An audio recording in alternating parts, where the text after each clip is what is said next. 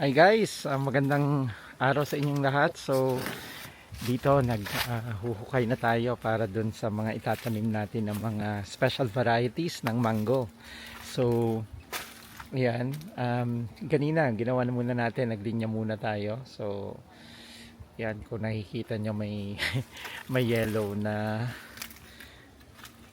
line, no? So inano natin yan, ginawa natin kanina para straight. Tapos dito, ito yung hukay natin. So yung hukay is 40 cm by 40 cm. Tapos mga around 45 yung lalim niya, 45 cm. So nakakailang hukay na kanina ito. Ayan. So yun, nagukay pa sila, papunta pa yun doon sa dulo.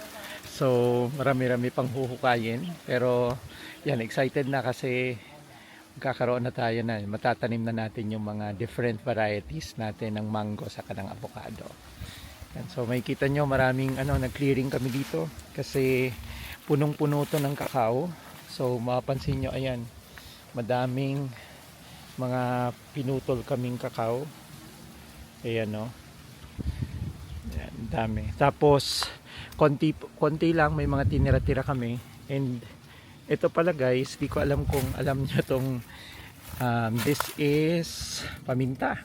Yan, so may kita nyo dito, merong bunga. Ito na yung paminta. Teka, ayun, pakuha. So ito yung paminta guys, medyo maliit pa. So pag inamoy mo, yan, amoy paminta yan.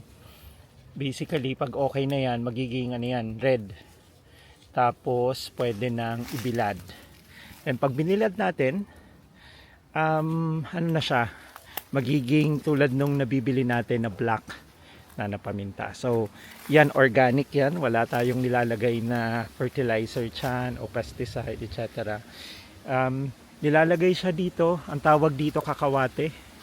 So itong kahoy na to, medyo natumba lang siya, pero marami pang mga paminta dyan. Saan ba yun? Think ayun, kung ano yan, paminta yan, tapos yan paminta din. So inaalagaan natin yan kasi special special din, bihira yung paminta dito. Ito din pala, paminta din. So makikita nyo, ayan, pero kakaunti ang bunga kasi nga medyo napabayaan to. Kaka-acquire lang din natin itong property, bali extension to ng property natin. Kaya yan, naglilinis pa. So marami pang mga aayusin, pero unti-unti muna kasi magastos at syempre makioras yung pag-asikaso nito. So kaya dahan-dahan lang muna. Ito yung mga ibang kakao, yeah. Ayan. Tapos okay din yung kasi may mga lansones dito sa property pero hindi pa bumubunga. Ito, this is rambutan. Yan, pero hindi pa rin namumunga. Hopefully mamumunga na soon. And yun, dun sa unahan doon merong mga lansones, paayusin pa natin. Tapos isa din sa maganda dito sa property is merong yan, kawayan.